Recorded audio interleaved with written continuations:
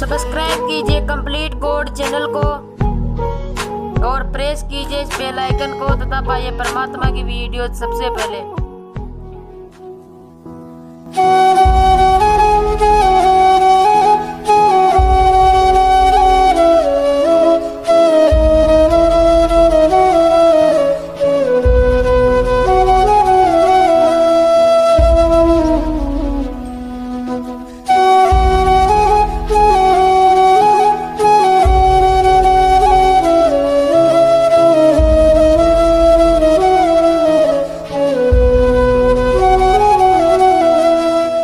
कहते हैं कि ये भोली आत्मा सत्संग ना सुनकर अपने ही विचारों के आधार से अपने ही क्रियाओं को उत्तम मानकर भक्तों और संतों को हेय समझते हैं, उनके साथ मजाक करते हैं क्योंकि उनको ज्ञान नहीं। इसके विषय में परमात्मा ने कहा कि साधों से ती मस्करी और ये चोरा नाल खुशहाल मल अखाड़ा जीतेंगे, ये युगन युगन के माल। संत भक्तों जो सतमार्ग बताता है उनके साथ तो ये मस्करी करते हैं, मजाक करते हैं, उनका उपहास करते हैं। और चोरों नाल खुशहाल जो गलत साधना बता रहे हैं, शास्त्र के विरुद्ध ज्ञान दे रहे हैं, उन चोरों के साथ ये प्रसन्न है।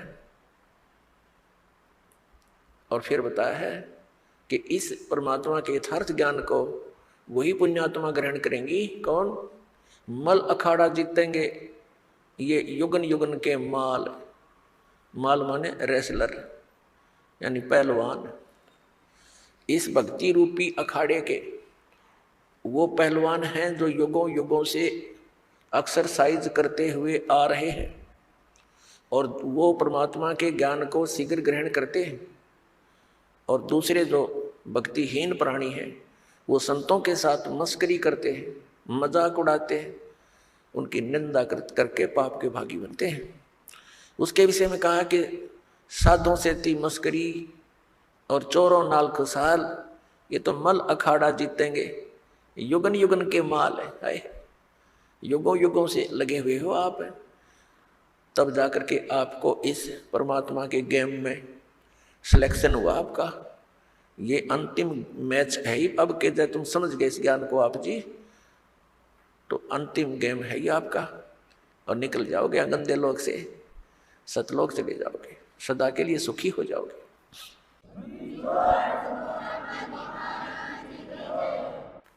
पुण्यात्माओं, यहाँ सुख नाम की वस्तु नहीं है और जिस सुख को हम यहाँ खोज रहे हैं उसका कितना नामो निशान नहीं। जिस कारण से अंत में ऋषि महर्षियों ने केवल सिद्धियों का सहारा लिया, एक दूसरे पर प्रभु बनकर, एक दूसरे से अधिक चमत्कारी बनकर वो यहाँ अपना भक्ति नाश करते रहे और जनता को अपने पीछे लगाकर उनका भी जीवन नाश कर गए। परमात्मा आते हैं, यथार्थ ज्ञान हमें बताते हैं, लेकिन हम उसको स्वीकार नहीं करते। क्यों नहीं करते? क्योंकि हम शिक्षित नहीं थे।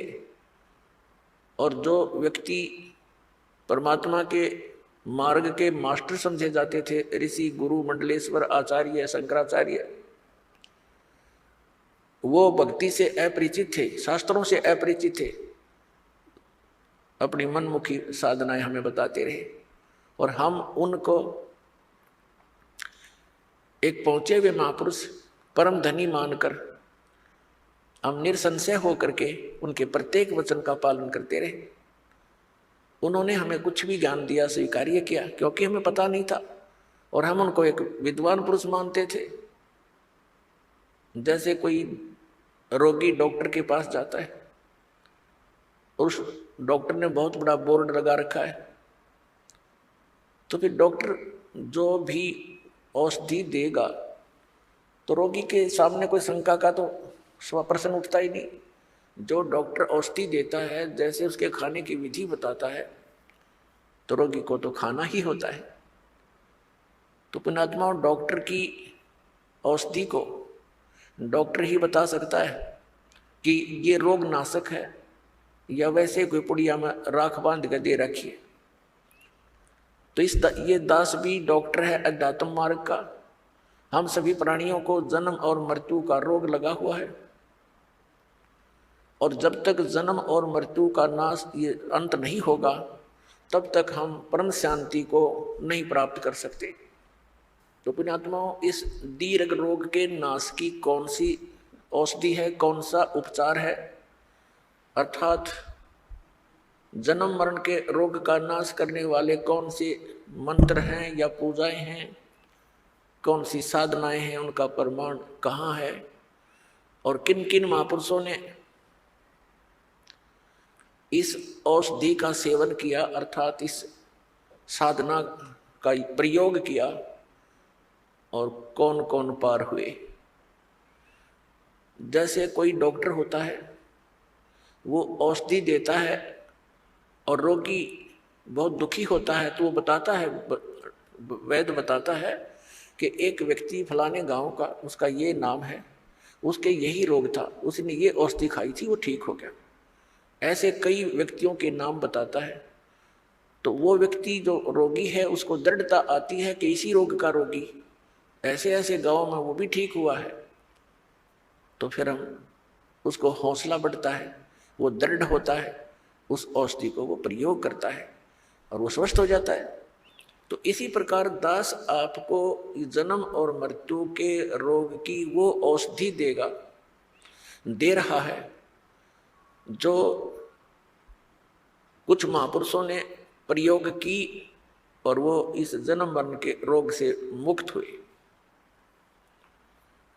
उसके अतिरिक्त अन्य जो भी औषधियाँ, यानी वे ऑफ वर्शिप, पूजा का मार्ग, पद्धति, भक्ति की पद्धति, अन्य जो संत बता रहे हैं, जो दास आपको बता रहा है, इसके अतिरिक्त वो व्यर्थ है, क्योंकि वो हमारे सदग्रंथों में प्रमाणित नहीं है और उनका कोई ऐसा इतिहास नहीं है कि वो ये कहें कि इस मंत्र के, इस साधना के करने से अमुक संत पार हो गए, अमुक भक्त पार हुए। और दास आपके समक्ष उन महापुरुषों के नाम, उन महापुरुषों की भक्ति विधि, उन्हीं के अमृत वचनों से और फिर सदग्रंथों से, यानी जिनको हम सदग्रंथ मानते हैं, प्रत्येक पवित्र धर्म के पवित्र सदग्रंथ, जैसे पवित्र चारों वेद, पवित्र श्रीमद् भगवत गीता, पवित्र पुराण, पवित्र कुरान, पवित्र बाइबल, पवित्र गुरु ग्रंथ साहिब आदि। तो पुण्यात्माओं, मुझ दास का एक ही प्रयत्न है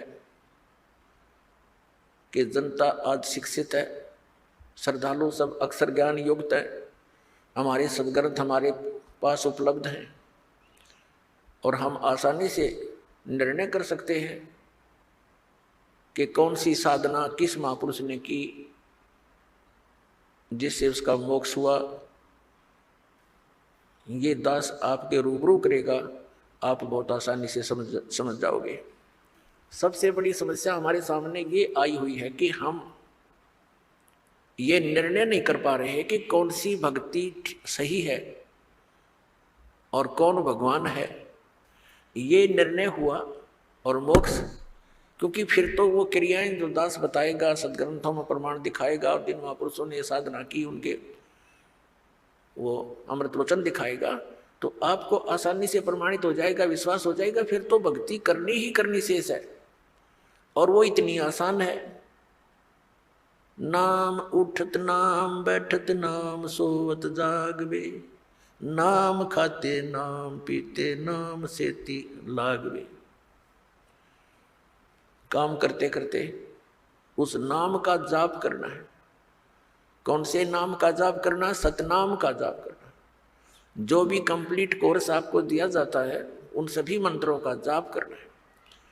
पुण्यात्माओं, दास बार बार कहता है कि जैसे पवित्र चारों वेद, पवित्र श्रीमद् भगवत गीता, ये दोनों एक ही है। पवित्र चारों वेदों का निष्कर्ष है श्रीमद् भगवत गीता। श्रीमद् भगवत गीता और वेद ये गॉड गिवन स्पिरिचुअल नॉलेज है, ये परमात्मा का दिया हुआ ज्ञान है। परम अक्षर ब्रह्म यानी कबीर साहिब जी ने, कबीर परमेश्वर जी ने, असंख्य ब्रह्मांडों के स्वामी ने ये चारों यानी पांचों वेद, एक सूक्ष्म वेद और है, पांचों वेद इस सरपुरुष अर्थात ज्योति निरंजन के अंतःकरण में फैक्स कर दिए थे। समय आने पर ये बाहर निकले, जैसे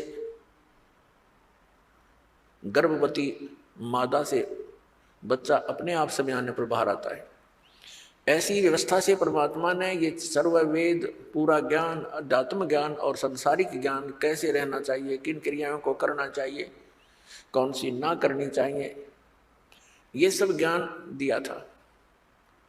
परमात्मा कौन है, उसकी साधना कौन सी है, तुम जहाँ रह रहे हो उस वो परमात्मा किस स्तर का है, वो तुम्हें कितना लाभ दे सकता है, वो कितनी हानि कर सकता है, ये सब ज्ञान दिया था।